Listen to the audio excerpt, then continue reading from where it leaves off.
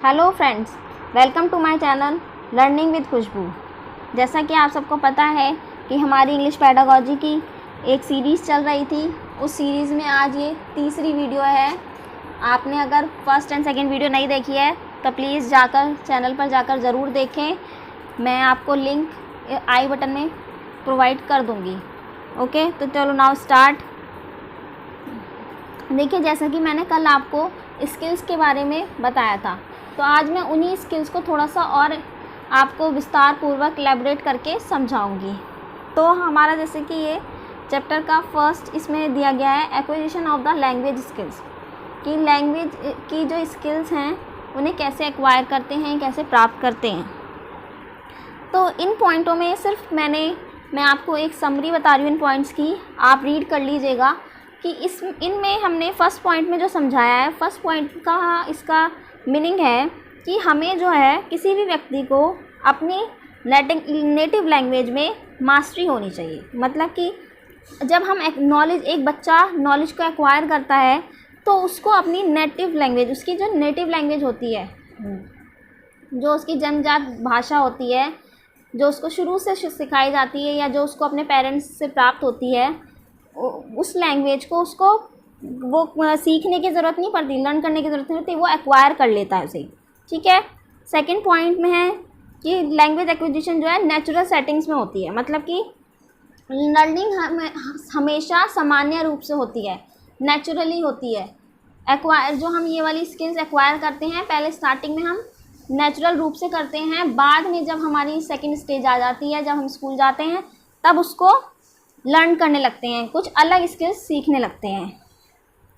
Third point में हमने इसमें बताया है कि लैंग्वेज को, वर्ड को प्रोड्यूस एंड कॉम्प्रीहेंड, विस्तार करना आना चाहिए। हमें कोई भी हमारी जो लैंग्वेज है उसको एक बार सबके सामने अपनी बात को रखना आना चाहिए। मतलब कि हमें अपनी भाषा को समझाना आना चाहिए। और इसी से जब हम भाषा को, जैसे कि कोई छोटा बच्चा होता है या नवजात शिशु होता है, जब वो थोड़ा बड़ा होता जाता है, अपने घर वालों से इमिटेट होकर वो बातें करने लगता है, तो इसमें उसको कॉम्प्रीहेंड करना भी आ जाता है, उसको विस्तार पूर्वक समझाना भी आ जाता है। आजकल आप देखेंगे 3 साल का बच्चा भी अपनी बातों को अच्छे से समझाना शुरू कर देता है। तो वो क्या है, वो एक्वायर करके ही तो सीख रहा है, क्योंकि अभी उसको कोई लर्न तो नहीं करवा रहा ना, सिर्फ वो जो देख रहा है वही इमिटेट कर रहा है, वही बोल रहा है। तो यही चीज़ इन पॉइंट्स में यही चीज़ समझाई गई है आपको। ठीक है। तो लास्ट में आप देख रहे हैं इसमें लिखा है these 4 skills are further divide into 2 categories. तो जो ये 4 स्किल्स हैं इनको हमने 2 कैटेगरीज में डिवाइडेड किया है। वो 2 कैटेगरीज कौन सी थी? तो कि वो मैं स्किल्स आपको कल समझाई थी, productive skills and receptive skills. तो अब हम थोड़ा उसके बारे में पढ़ते हैं, प्रोडक्टिव स्किल्स के बारे में। तो जो प्रोडक्टिव स्किल्स है, ये speaking and writing are known as productive skills. आपको मैंने कल भी समझाया था, स्पीकिंग और राइटिंग जो है प्रोडक्टिव स्किल्स में आती है। क्यों आती है? क्योंकि इससे हम अपने थॉट एक्सप्रेस करते हैं, अपने थॉटों को दर्शाते हैं, अपने विचार हम दर्शाते हैं स्पीकिंग के द्वारा, राइटिंग के द्वारा। ठीक है। तो ये प्रोड्यूस करती हैं, इसलिए ये प्रोडक्टिव स्किल्स में आती हैं। इन प्रोडक्टिव स्किल भी प्रोड्यूस रिटन और ओरल फॉर्म ऑफ लैंग्वेज। हम क्या करते हैं, रिटन में करते हैं, राइटिंग रिटन में ही होगी और ओरल बात करने से होगी ना, तो ओरल फॉर्म में। ठीक है। तो this skill involve selection of words, formulation of ideas and production. मतलब यही स्किल्स हमें क्या देती हैं, एक आइडिया प्रदान करती हैं कि हम कैसे वॉइस को या फिर लैंग्वेज को प्रोड्यूस करें। ठीक है। रिसेप्टिव स्किल मैंने आपको कल समझाई थी, listening and reading receptive skills में आते हैं। और ये इन स्किल्स को, रिसेप्टिव स्किल्स को पैसिव स्किल कहते हैं और प्रोडक्टिव स्किल्स को एक्टिव स्किल्स भी कहते हैं। ठीक है। तो ये भी आप नोट कर लीजिएगा, अगर ऐसे एक सीटेट में क्वेश्चन पूछा जाता है कि प्रोडक्टिव स्किल्स किस स्किल्स में आती हैं, एक्टिव में या पैसिव में, तो आपको एक्टिव लिखना है और रिसेप्टिव स्किल को पैसिव में लिखना है। ओके। देन हम नेक्स्ट स्लाइड पे चलते हैं, लिसनिंग स्किल्स। अब मैं यहाँ से आपको स्टार्ट करा रही हूँ, थोड़ा सा इनको और विस्तार पूर्वक आपको समझा रही हूँ, एलैबोरेट कर रही हूँ। तो देखिए, लिसनिंग स्किल क्या होती है? लिसनिंग स्किल्स ये ऑडिटरी सेंस होती है। मतलब कि वो ऑडिटरी सेंस कि हम इसको सुनते हैं, लिसन करते हैं, कोई बोल रहा है हम उसको सुन रहे हैं, तो ये हमारी ऑडिटरी सेंस में आती है। ठीक है। It involves 2 thing, first is hearing and second is comprehension what is being here. मतलब ये दो थिंग्स में इन्वॉल्व होती है, 2 चीज़ों में इन्वॉल्व होती है कि फर्स्ट इज हियरिंग कि हम क्या सुन रहे हैं, और दूसरा हमने क्या कॉम्प्रिहेंड किया, व्हाट इज़ बीइंग हियर्ड, मतलब सुनकर क्या हमने अपने अंदर विचार लाए, तो वो चीज़ लिसनिंग स्किल्स में आती है। After listening comprehension of what is heard is important. अगर हमने कुछ चीज़ सुनी है उसके बाद हमें ये ज़रूर कॉम्प्रिहेंड करना चाहिए कि हमने क्या सुना है, हमने वो चीज़ सही सुनी है नहीं सुनी है, ये देखना चाहिए। The training in listening requires factors like attention और memory.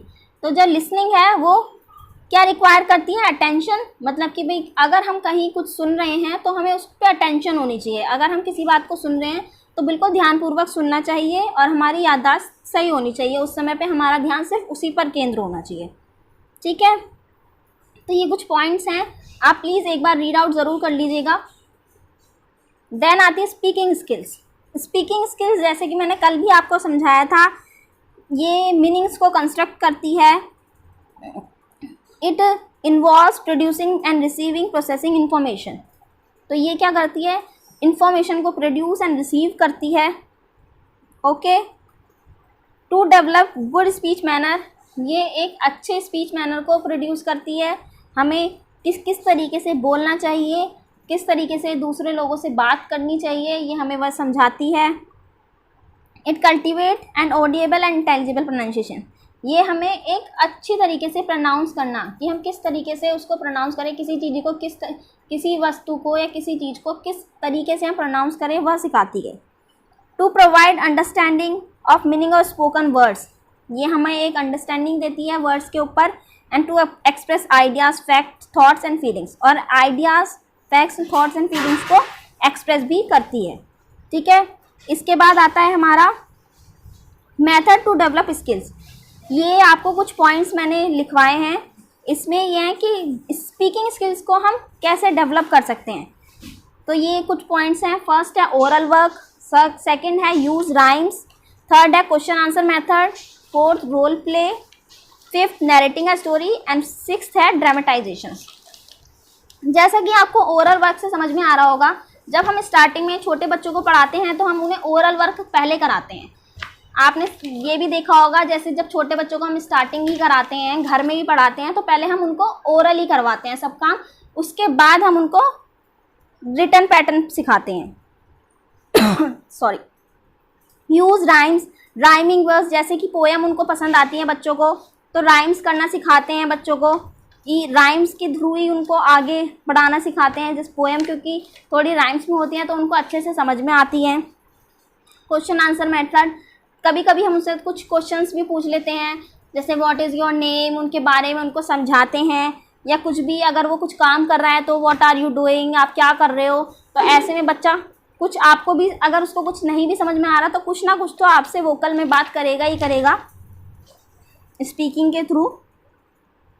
Then role play, role play में क्या होता है कि each as student has to play a role, student find it interesting method because it provide them to escape from normal classroom environment. इसमें क्या होता है कि हम कुछ भी बच्चों को एक रोल प्ले करवा देते हैं, किसी भी सीरियल का, किसी भी कोई भी एक ड्रामा होता है उसको करवा देते हैं, जिससे बच्चे के अंदर एक कॉन्फिडेंस डेवलप होता है और बच्चों को अच्छा भी लगता है। कोई कहानी के थ्रू, कोई स्टोरी के थ्रू भी हम उनके साथ रोल प्ले करवा देते हैं, तो बच्चे इसमें बहुत ज़्यादा खुश रहते हैं स्पीकिंग के थ्रू।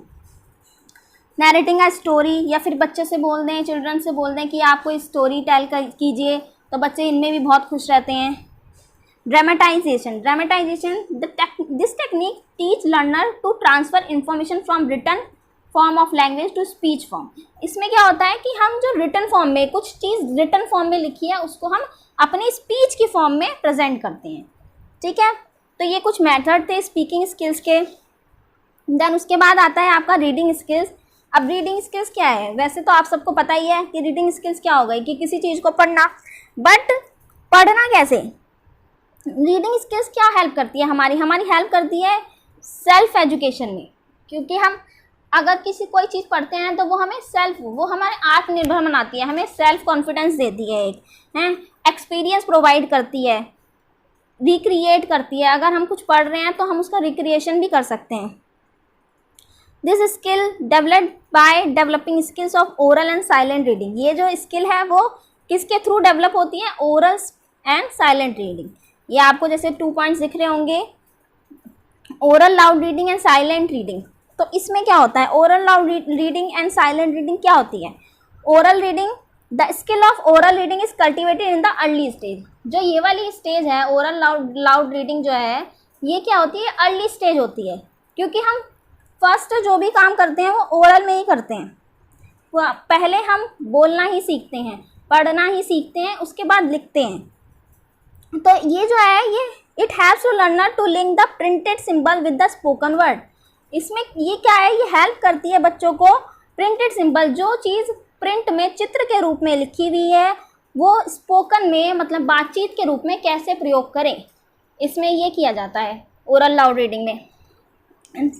इसके हमारे ऑब्जेक्टिव्स भी होते हैं, जैसे कि reading with correct pronunciation. Oral reading में क्या होता है कि हम अच्छे से प्रोनाउंस कर पाते हैं, कॉम्प्रीहेंड कर पाते हैं, अपने व्यूज़ को एक्सप्रेस कर पाते हैं रीडिंग ओरल रीडिंग में। Sorry, reading for building self confidence. और रीडिंग जो ये होती है ये हमारे सेल्फ कॉन्फिडेंस को बिल्ड करती है। ओके, तो ये छोटे बच्चों के लिए बहुत ही बेनिफिशियल होती है। ओके, देन उसके बाद है साइलेंट रीडिंग। साइलेंट रीडिंग क्या होती है, जब बच्चा थोड़ा बड़ा हो जाता है तो वो ज़ोर ज़ोर से ना पढ़ के, लाउड रीडिंग ना करके साइलेंट रीडिंग करने लगता है, वो समझने लगता है, वो मन में पढ़ता है। कभी कभी ऐसा भी होता है कि बच्चों को ये रियलाइज़ होता है कि कहीं कोई हमारी मजाक ना बना ले, इसलिए भी वो मन में पढ़कर साइलेंट रीडिंग कर फिर एक्सप्रेस करता है, तो वो चीज़ होती है साइलेंट रीडिंग। ठीक है, तो silent reading, the aim of silent reading are pleasure and profit. ठीक है, साइलेंट रीडिंग का एम क्या है, खुश रहना और प्रॉफिट पाना, मतलब कि एक अच्छी सफल रूप पाना। मतलब अगर हमें कुछ चीज़ नहीं पढ़नी आ रही है, हम साइलेंट रीडिंग करके उसका एक मीनिंग बनाकर फिर उसको एक्सप्रेस कर सकते हैं। इससे हमें एक कॉन्फिडेंस भी हमारा बिल्ड होगा और हमें अच्छा भी महसूस होगा कि हम सामने वाले को अपनी बात को एक्सप्रेस कर पा रहे हैं, वो भी अच्छी तरीके से। ठीक है, the teacher should train the student in silent reading to enable the student to read with speed, easy and fluency. तो जो टीचर्स होती हैं वो स्टूडेंट्स को ट्रेन करती हैं साइलेंट रीडिंग के लिए, जिससे स्टूडेंट जो है रीडिंग जो होता है वो स्पीड में करने लगता है, उसके लिए इजी हो जाती है, फ्लुएंसी आ जाती है उसकी रीडिंग में। Okay, it is suppose to be most important way of reading. सबसे ज़्यादा अच्छी माने जाने वाली रीडिंग है साइलेंट रीडिंग, क्योंकि हम इसमें अपने भावों को अपने भावों को एक्सप्रेस कर पाते हैं, अपने थॉट्स को सोच पाते हैं अंदर और फिर एक्सप्रेस कर पाते हैं। ठीक है, साइलेंट रीडिंग के कुछ एम भी हैं, मैंने यहाँ पे इसको एलेबोरेट नहीं किया है बिकॉज मैंने आपको समझा दिया है, आप उसी के थ्रू लिखिए अगर आपको कुछ रिटन करना है तो। इसके हमें एडवांटेज भी हैं, बहुत एम भी हैं। जैसे इससे हमें क्या एडवांटेज मिलता है, it saves times and energy. ये टाइम्स एंड एनर्जी को सेव्स करता है, बिकॉज हम साइलेंट रीडिंग करेंगे तो हमारी इतनी एनर्जी नहीं जाएगी जितना हम रीड लाउड करने में जाती है हमारी एनर्जी। और ये ज़्यादा इंटरेस्टिंग होती है लाउड रीडिंग से, और ये हमारी हेल्प करती है डेवलप कंसंट्रेशन पावर। तो क्योंकि अगर हम साइलेंट रीडिंग कर रहे हैं तो ये हमारी कंसंट्रेशन पावर को भी अच्छा डेवलप करती है, और ये इंपॉर्टेंट होती है ज़्यादातर हायर क्लासेस में। हाँ, it can be use in public place also, ये पब्लिक प्लेसेस में भी यूज़ की जाती है। ओके, देन अब आती है आपकी writing skill. Writing skill is important for communication. Writing skill किसके लिए इम्पॉर्टेंट है, फॉर कम्युनिकेशन। आप कहेंगे कैसे, कम्युनिकेशन के लिए कैसे इम्पॉर्टेंट है, बिकॉज अधिकतर हम क्या करते हैं जब हम लिखते हैं तो वो हमारा क्योंकि कम्युनिकेशन के थ्रू हम अपने आइडियाज़ को, अपने फीलिंग्स को, थॉट्स को, इमोशंस को प्रेजेंट कर पाते हैं किसी और के सामने। कभी कभी ऐसी बातें होती हैं जो हम सामने नहीं बोल पाते, तो हम अपने राइटिंग के थ्रू उसको शो कर पाते हैं। हम किसी घटना को नरेट कर पाते हैं, इवेंट्स को, उनको रिपोर्ट्स को लिख पाते हैं, तो ये राइटिंग स्किल्स है। Text message, social media post, emails, all are the mode of written communication. जैसे हम आजकल सोशल मीडिया पे लिखते हैं या फिर राइट करते हैं, टेक्स्ट मैसेज लिखते हैं, मेल्स करते हैं, तो ये सब किसके मोड है, ये राइटिंग स्किल्स के ही तो मोड हैं। चलिए इसके आगे चलते हैं। आप राइटिंग स्क्रिप्ट्स, आप यहाँ पे देखेंगे तो 3 टाइप्स की यहाँ पे राइटिंग स्क्रिप्ट्स लिखी है कि the English letter have their origin in the Roman script, कि जो इंग्लिश के लेटर्स हैं वो कहाँ से अपना ओरिजिन पाते हैं, रोमन स्क्रिप्ट से। इस टाइप का भी आपको क्वेश्चन मिल जाएगा कि रोमन स्क्रिप्ट से हम इंग्लिश लेटर्स को कहाँ से पाएंगे, तो वो होगा रोमन स्क्रिप्ट्स होती है उसकी, ठीक है। At present the English language had mainly 3 kinds of script, 3 types की हम स्क्रिप्ट्स लिखते हैं जो आजकल हम यूज़ कर रहे हैं। तो कौन कौन सी हैं? फर्स्ट है प्रिंट, सेकेंड कर्सिव, थर्ड है राउंड कर्सिव। अब ये तीनों जो हैं इनमें क्या अंतर है? तो जो प्रिंटेड स्क्रिप्ट्स है रिटन इन डिस्टिंक्ट फॉर्म, तो प्रिंटेड स्क्रिप्ट जो होती है वो किस में होती है? डिस्टिंक्ट फॉर्म में लिखी जाती है। मतलब इसमें क्या होता है?